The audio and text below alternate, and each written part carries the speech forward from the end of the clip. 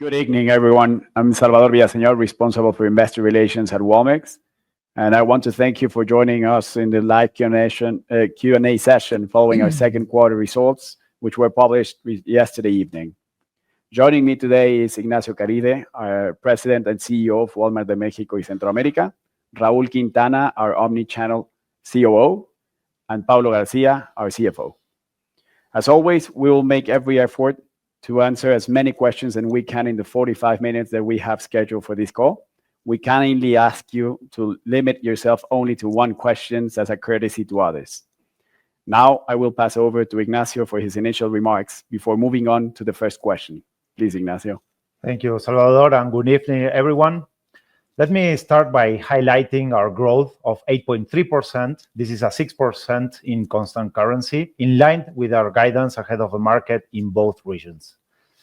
We are building this business for the future and with our commitment of doubling the business faster than we did before. Whenever we see the opportunity to expand price gap to help our customers save money and live better, especially in challenging times, as well as the opportunity to accelerate market share gains, we will do it. What gives me confidence is the progress of our strategy. Some of the proof points include market share gains, increasing price gap, private brand expansion, acceleration of e-commerce, and consolidation of our new businesses. We are focused on what we can control, and our priority is growth and share gains, protecting margins through business mix, evolution, and discipline. Now, we are open to answer your questions. We will now start the Q&A session. If you have a question, please press the question button in the browser. The first question is from Mr. Alejandro Fuchs from Itaú BBA. Please go ahead. Thank you, operator. Hello, Ignacio, Paulo, Raúl, Salvador. Thank you for the space for questions. I have one very brief one regarding competitive landscape in Mexico. You've been mentioning a lot that this quarter you're investing even more, right, into the business.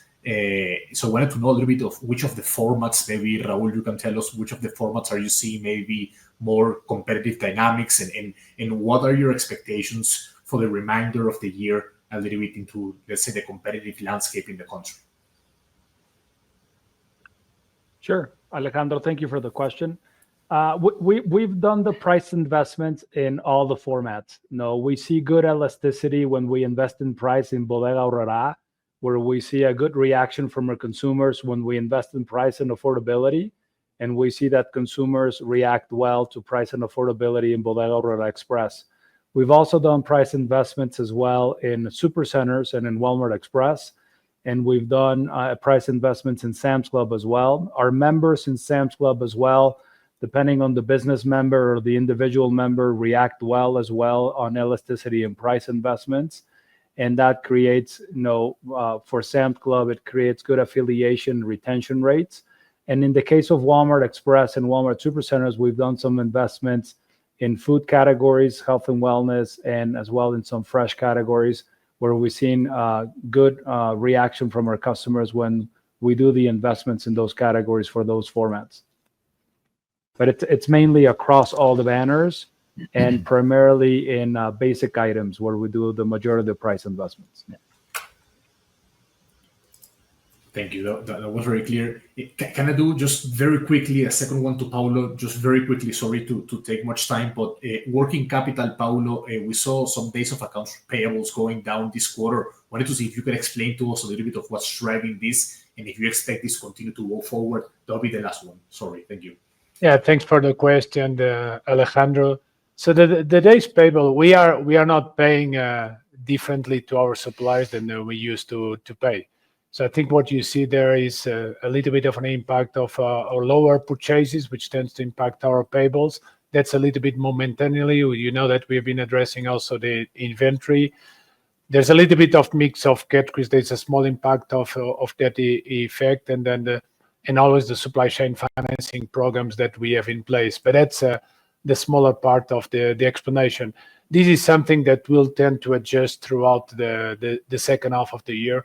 I also allude to the fact that if you look back to some of our previous quarters and in previous years, our DPO has actually increased. but it should see stability, and it should. And I want to reassuring that we're not paying any and doing any differently with our suppliers. That should stabilize going forward. Thank you very much. Thank you very much for your question. Our next question is from Mr. Ben Thur from Barclays. Please go ahead. Hi, this is Rahian for Ben today. I guess just on the price increases, do we see this fully represented in 2Q, or will we see margin contraction also in 3Q from price increases? I know you said the non-core parts of the business offset some of the investment, but just going forward for the year, how you see that? And a follow-up if possible. Yeah, I think the price investments, as Ignacio said, on the setting out the outseeing, as long as sometimes if we see the opportunity to invest and expand our price gap, help our customers when they need the most, particularly in these challenging times, whilst accelerating share gains as we've done it, we will do it. At the same time, I want to give you and reassuring on the fact that you actually reaffirming the guidance that we've done in terms of our gross margins. We've said that we expected a gross margin expansion for the year. You should expect that from us. We also said when we set the guidance in terms of gross margin expansion that you could see variations by quarter. So I think that's what you are seeing. So yeah, you can see more investments in the future. So we feel that's appropriate. We have a growth strategy and help our customers. And two, I want to reassure you on the gross margin expansion for the full year. Okay, that makes sense. And just the minor follow-up on just remittances, do you what are your internal forecasts for how you see remittances growth? I know there was a drop, low single digits for the first 5 months of the year. I don't know if you have internal forecasts or maybe quantify how impactful that's been to consumer sentiment. I think forecast is a bit difficult to predict. I think what I will say it's relevant because not only everyone looks at that. It's important to look at whilst there have been a reduction in US dollars, so far actually in pesos they've been growing above last year. And actually that's what counts for Mexico. That's what people get in their pockets is the pesos.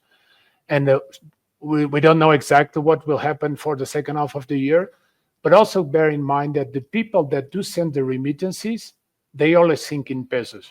So sometimes they send less dollars, sometimes they have to send more dollars. So far it has not been a negative. On the contrary, it's been a tailwind because people are getting more pesos than they got last year. We'll have to see how the things unveil in the future. Thank you so much. Thank you very much for your question. Our next question is from Ulises Argote from Santander.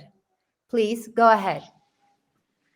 Hi everyone, thanks for the space for questions. I had a quick one here, maybe for Paulo. Can you provide an update on the buybacks and the strategy and how you're thinking around deploying the funds at current levels, particularly after today's share price performance?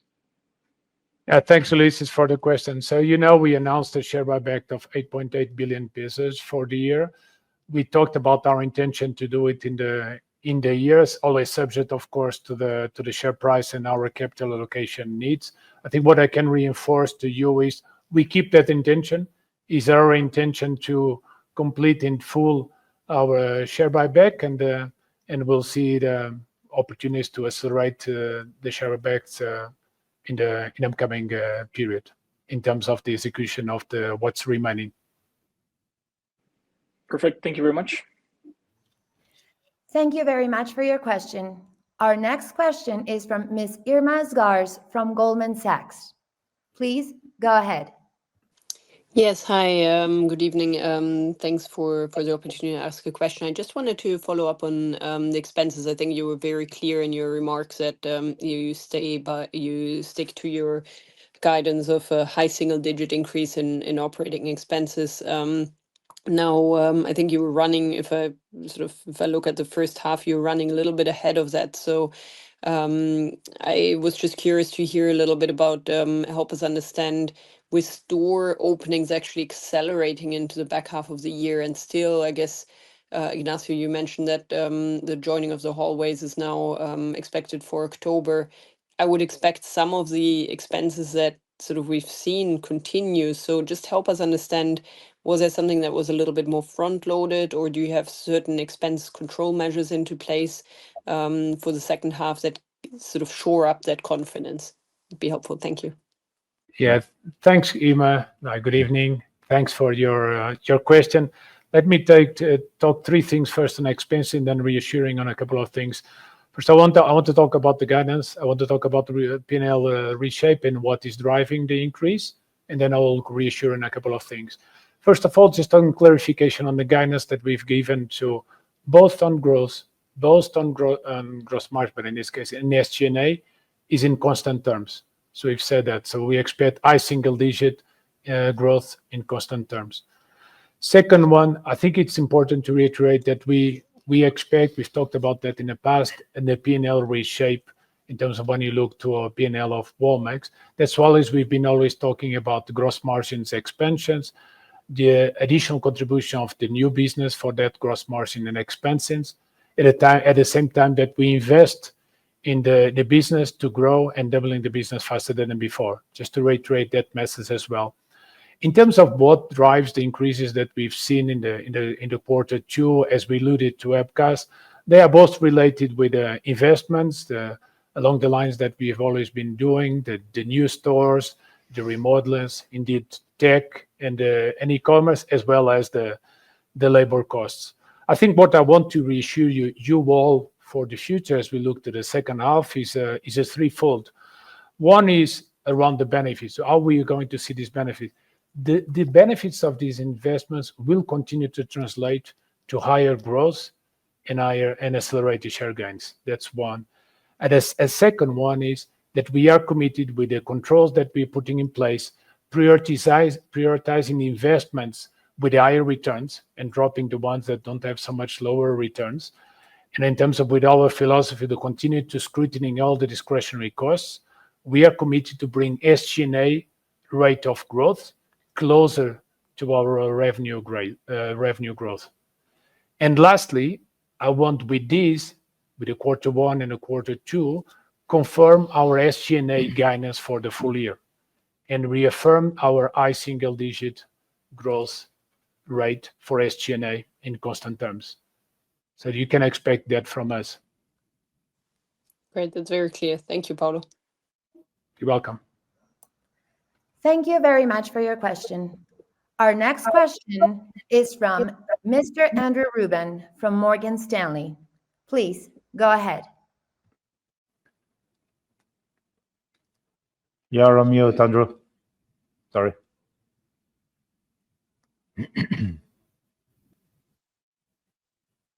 No, we can't hear you. Do you want to write your question in the chat, Andrew? We pick someone else and then we answer your question.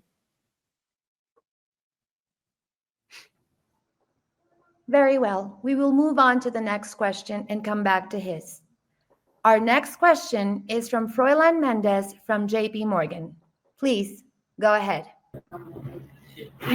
Thank you, gents, for taking my question. So you Pablo, you described half of the SG&A pressure coming from running the business and the other half on growing the business.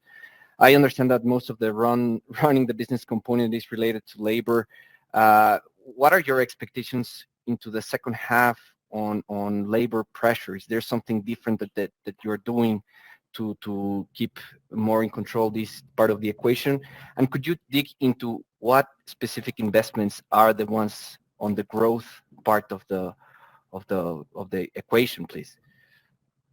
Sure. Let me try to expand on that, Froylan. So on the growth investments, as I was alluding to, are the typical investments that we're doing. You know that we are expanding the number of store openings. We also are expanding the remodeling we're doing in our stores. You know that we've did a lot of openings in the past, Froylan, in the 2012, 13, 14. So you get a lot of stores that get into the new cycle, and it's important to have the stores up to the scratch, to the ones that are appreciated by our customers. Tech and e-commerce is a recurrent investment that we make. We believe this is actually will set us for a stronger foundation for actually to accelerate our growth, and in particular in e-commerce. So these are some of the growth investments we are doing. In terms of the labor costs, so what we're doing is actually continue to looking for efficiency on a daily basis in terms of some of the process, some of the redesigning. Of course, we are already pushing a lot of automation in the organization. Some of these will yield benefits a bit longer in the horizon next year. Second half of the year, it's much more some of the short-term initiatives that we are taking.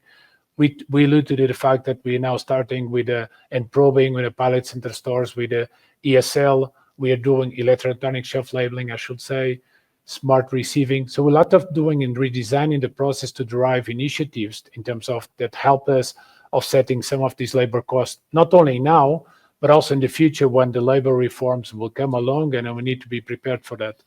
And of course, our growth strategy being on the front foot, being pushing for sales, growth ahead of the market, having the contribution of the new business to increase the traffic, the frequency, help us to grow faster, doubling this business, which will help us with the leverage as well for land. So it's a combination of both. Thank you very much. You're welcome. Thank you very much for your question. Our next question, we're going back with Mr. Andrew Ruben from Morgan Stanley. Please go ahead.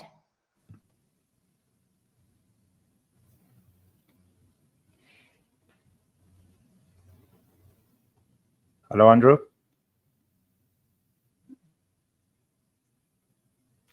So let's just put the next one, and Yes. Andrew should write by chat, and we answer the question. Excellent. Our next question is from Mr. Antonio Hernandez from Actinver. Please go ahead. Hi, good afternoon. Thanks for taking my question. Just a quick one regarding the different formats. How are they performing in terms of ticket and traffic? Were there any specific or particular outliers versus the consolidated reported figures? Yes. So in the case, so traffic was impacted heavily in the quarter because of mainly weather activity. So weather activity impacted the food and beverage and isotonics and categories, and also ice cream categories. So when I take that performance out in relative impact, we would have been flat in self-service in traffic. Bodega Aurrera over indexes in share of market in those categories based on the participation of sales that they have, as well as Sam's Club has some impacts in that. From a traffic perspective in Sam's Club, we see good performance on the individual member, and we see some tightness in the business member from a traffic performance. And then super centers, we see relative performance similar to what Bodega is having, and Walmart Express, slightly ahead on the central area and slightly below in other parts of the country. Thanks. Appreciate the color. Have a great day. Thanks. It's important to note that at least in the metro area, we experienced the most rainy June in several decades, and that had a big impact on certain categories. Sure. Thank you very much for your question. Our next question is from Mr. Alvaro Garcia from BTG. Please go ahead. Hey, what's up, gentlemen? Thanks for the space for questions. Can you hear me? Yep, Yeah. perfect. Great. Two questions that are kind of related. One, your ticket was up 6%, but you mentioned this average, this price investment. So I'm guessing most of that has to do with mix. And we saw Walmart Supercenter also did a lot better, and general merchandise did a lot better this quarter. So I was hoping Raúl maybe you could give some color on what was behind that. We saw a very strong May in ANTAD department stores. I think we saw a lot of favorable feedback on electronic sales being back up. So any sort of color with regards to that dynamic would be very helpful. Thank you very much. Yes, Alvaro, thank you for the question. I think what we've seen is that when we have good value and good value proposition for our customers, the demand is there. So, and we had a good hot sale event, and as you know, based on the customer value proposition for supercenters, it kind of plays into the customer value proposition for supercenters a little bit more, and to Sam's Club than it does in Bodega, which is more food participation based. So what we've seen is we see good performance, which was better than the performance that we saw in quarter one, where we saw a weak, durable environment on consumer spending in those categories. So we see a positive impact in Q2 and hot sale, and we see good momentum going into the back half of the year because we feel confident that we will have similar value propositions for the fin irresistible. Well, that will play into our strengths. So I think when we have good value proposition, Alvaro, we see the demand is there, and we are able to gain shares within that demand. Maybe just one build that gives a little bit more color to what, or with number to what Raul just said. We typically do studies ahead of the big events and hot sale, and we ask people in terms of their intention of purchase. Actually, when we did that, and it's in general, not with Walmart, their number was 45%. The real number, because then we do with the same sort of samples after the event, was actually 62. And that compares with 52% last year. So it gets a little bit to the point of Raul, when actually people start seeing a little bit the value and the relevance, there is the demand for that, which gives us the reassurance, a bit more confidence as we enter the H2 and the big seasons. Mm-hmm. And it's fair to assume that 6% average ticket increase at the consolidated level is mainly due to mix, I'd imagine, because of how well durables did. There was a price, as you've seen, the component, the pricing impact, and there is a mix impact into that as well with durables. Is a both combination of both. And the customers that did come into the traffic of the store are buying more items into the basket as well. Interesting. Great. Thank you very much. Thank you, Alvaro. Thank you very much for your question. Our next question is from Mr. Bob Ford from Bank of America. Please go ahead. Hey, good evening, everybody, and thanks for taking my question. Paulo, in your recorded comments, you touched on Byte active users, and I was just curious if you could just address the discrepancy with the IFT numbers, because historically, their time series and your numbers correlated very well. Then they print 8.4 against a 19.8 million user base, and I was curious. I know they use last 90 days. You're using last 180 days to constitute an active. But is there an error in the IFT data, or is there something else that's going on in the difference in that estimate of active users? Yeah, thanks, Bob, for the question, because there have been a lot of questions already on that one. I want to reinforce the point and what I've said in the webcast, because I think that's the most important thing to say. First of all, Bob, our methodology has been consistent throughout, no change. As we have always disclosed in the earnings releases, and you see there in the earnings releases, the Byte active users are referred to users that actually have 180 days. They include data, they include voice, and they include SMS, and they include the sales including to our distributors. See, so of course, if you take a different selection, you start looking at 90 days, only voice or only data, or I start excluding some of these elements, the number will be different. But our methodology has been consistent, is audited by a Big Four company, and is audited each quarter, audited and reported each quarter. I'm not sure if it happens with the other players. So that's the simple explanation, Bob. Yeah, and let me build on that, because again, it generates a lot of noise, especially in the media. For us, the important part of Byte is how they add value to the core and how we give access to internet and to connectivity at the lowest possible price. I'm not so interested in the final number. Of course, we want to grow and we want to have the biggest amount of customers joining Byte. But the value we're seeking here is how this adds to the core and generates traffic to the stores.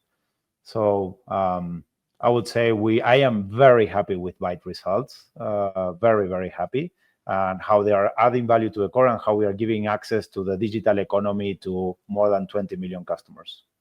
And tomorrow in the press, we'll provide a few additional clarifications on what I've just said, but ultimately methodology completely consistent, and we're happy with the progress of Byte. Okay. Thank you very much for your question. Our next question is from Ms. Renata Cabral from Citi. Please go ahead. Hi, thank you so much for taking my question. Can you give us some color on how is the One Hallway initiative progressing towards its October launch? And I'd like to know if you are on track or what are the biggest operational or tech milestone hits so far. And it would also be great to understand the current top initiatives integrating AI into e-commerce and omnichannel operations, and where do you see the biggest incremental gains? Thank you. Yeah. Hi, Renata, and thank you for your question. So regarding One Hallway, things keep on track. How we were expecting. Actually, I'm very happy to be one of the users already testing the friends and family. We will start launching as for in a couple of weeks already to a small amount of customers and scaling up from there. So the October date is more on when we finish the rollout. This is a big rollout for us, so we have to be very careful and test everything along the way. But we will expect about 1% of our customers to have access to the new experience in the next couple of weeks. It's important to know that One Hallway is not just a change in the app where we eliminate the hallways. It's a big change in the back end on how we process and how we work and define a lot of the operational process. So it's a big thing for us, and we're putting all the effort there. Having said that, we keep on track, but we're going to be very conscious and very secure on the steps we go, and make sure that that we only get the benefit and we don't have problems along the way. Secondly, around AI, we are doing several initiatives across the company.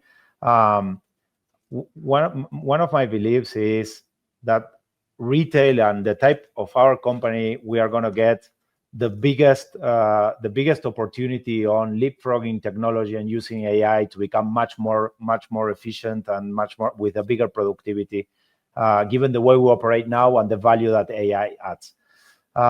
We are already using new tools, AI developed at store level.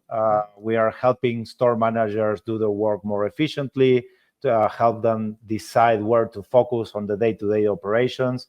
E-commerce on how we create PDPs or the product page, all the information that we put there. There's a lot of productivity on things that people used to do manually or with older systems that are being replaced by automation and AI tools. Another area where we're doing big tests is customer service. Customer service is a big team for us, and there's a lot, and with the increase of volume, AI is helping us to solve customers' inquiries faster and without the intervention or without human intervention. This is just some of the examples, but look, this is something I'm very passionate about. So I dedicate a lot of time on how the teams are using new technologies to do things in a more efficient way. And finally, I would say one of the things that is happening to our industry is the labor reform that will require us to reduce 48 to 40 hours in the next 5 years.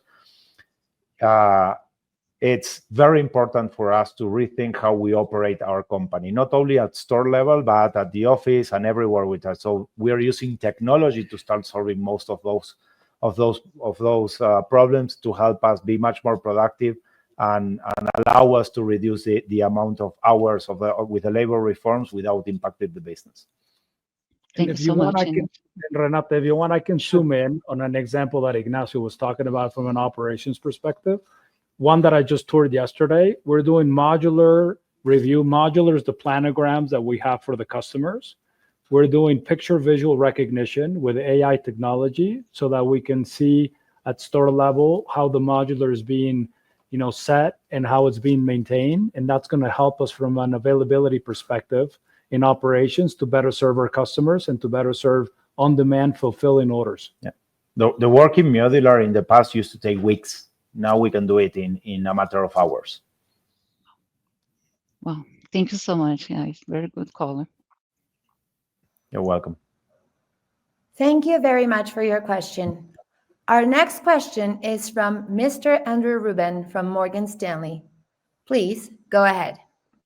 Hi, thanks very much for fitting me back in for a question. I'd like to ask around Kashi. We saw the negative volume trend, and there wasn't any mention in the prepared remarks. Now, I know the broader open loop launch was planned perhaps for later this year, so maybe it's a question of transition, but we have seen that sharp deceleration in recent quarters. So just the update around current trends and the future expectations for Kashi would be quite helpful. Thanks again. Yeah. Thank you, Andrew. Nice that you had the chance to make your question. So I would say the impact on the second quarter was mainly how we addressed the hot sale event. Last year, most of our promotions or cashbacks to customers went through Kashi, and that generated a lot of volume. This year, we took a significantly different approach on how we address our commercial strategy with hot sale. And what we did is we did all the investment in direct price. So our prices were, from start, the cheapest prices on the market without the need of a customer getting a cashback or free installments or some type of bonification. What we thought and what we wanted to generate is simplicity for our customers. The price that we're seeing should be the lowest price on the market and very easy to understand without having to wait for a bank or a promotion to be executed. So that's why you see Kashi with difference in volume. Secondly, actually, this last week we turned on open loop for a big part of our customers. The ramp up will take several weeks, but there's already some part of our customers are getting access to require their new bank account, and the debit cards are great. The debit cards are already physically at the stores. We are deploying those cards at the stores, so customers are already able to buy the card and connect that to the Kashi account. So we're very happy to cross that bridge. Great. Thanks very much. We'll look forward to seeing the progress next quarter. Thank you. Thank you very much for your question. Our next question is from Ms. Daniela Bretthauer from HSBC. Please go ahead. Hello. Thank you for taking my question. Good afternoon to everyone. And apologies if this question has already been asked, but I just wanted to drill further on the gross margin trend for the quarter and the rest of the year. It almost feels like, the lack of gross margin expansion in Mexico reflects. So I guess my question is, how much is that is like the fact that e-commerce had a bigger weight, let's say, so sort of a sales mix effect. Also, you mentioned durables doing well, and we know that the margin there is lower than most of your other categories. So is that what explains like the lack of gross margin expansion in Q2 as well? And maybe how should we think about for the rest of the year? Because I think in the webcast, you did mention that you intend to keep the price investment initiative. So maybe Paulo, just help us with that. How should we think of that for the rest of the year? Thanks. Yeah. Thanks for your question. And as Ignacio already said, and I alluded also before, I think, and Daniela, every time that we see the opportunity to expand the price gap, help the customers on actually in these challenging times and accelerate share gains, we will do it. We are convinced that will set us much better for the future, and it's in line for us continue to accelerate the growth of this business. This said, in terms of the margin and going directly some of the points that we've said. Before going, I want to reiterate something that I already said before. I think, Daniela, you can expect from us to see gross margin expansion in the year as we've given as a guidance, and we continue to reiterate that. And I want to reiterate that to all of you so that becomes clear. We always talked about the fact that we'll see variations quarter on quarter. You alluded to points, one on the gross merchandising, the mix, and the e-commerce. Actually, on general merchandise mix. Actually, it's not too dissimilar from the other categories for us. Unlike our parent company, actually our margins in the general merchandise are not too different from the other categories itself. So that is not a big burden, so to speak. It depends, of course, within each of the categories of general merchandise, but in general, it's not a big burden. As well as e-commerce, that one is also not one that ultimately has a significant impact. Very much, we also accelerate a lot grocery in this particular quarter. So groceries is something that, of course, we enjoy very good margins. So that is not the one that actually impacts per se. As we alluded before in the webcast and in this call, it relates with the price investments that we decided to make to expand the price gap and help our customers. But we want to reassure you that we are reaffirming the guidance for the full year, and you will see variations per quarter. Yep. Thank you. You're welcome. Thank you very much for your question. As a reminder, if you have a question, please press the question button in the browser. Our next question is from Mr. Bob Ford from Bank of America. Please go ahead. Well, thanks, guys. I didn't press the question, but if we have an opportunity for a follow-up, I'd like to ask you a little bit about the remodels and what's changing and how you're thinking about maybe the same store lift that you expect from a store remodel and the return that you're projecting from your remodeling activity. Yes, thank you, Bob. Thank you for the question. So we've done a little bit of a change on the remodels. Before we've done what we call the full remodel, and let me give you an example. If we would have changed the prototype, and we would have said now that fresh is now on the left, but the existing store had fresh on the right, what we would have done in the past is we would have moved fresh to the left on the existing store and heavily invested in the store. We're not going to do that anymore. So the customers are accustomed to shopping fresh on that side of the store. What we are going to do is going to rechange the refrigeration and update the ability to have better investments into the store. And we're going to uplift the store. And that's going to change the scope. And that's going to allow us to advance more stores and touch more stores with the same capital investment. And that's going to allow us to further along our out-of-cycle commitments that we have towards our customers and towards our parent company. And then the second, from a lift perspective, because the disruption is less, we're going to have less disruption as we come out of the remodels. And we have a good plan to do that. And let me give you an example. Sam's Universidad, which is our #1 club in the country, we remodeled that store and we saw a 0 impact in sales as we remodeled the store. Yeah, this is something very important that Raul is saying. We are focusing on how we can generate the remodels without generating impact in sales and actually keep on growing the stores while we do the remodels. So the change in scope it's more on how we remodel the right way so we don't impact the customer rather than timings on real estate and the construction. And that has give us the confidence on accelerating remodels, do more things because we will generate less impact and accelerate and reduce the out of cycle. So we're very happy with what we found. Yeah.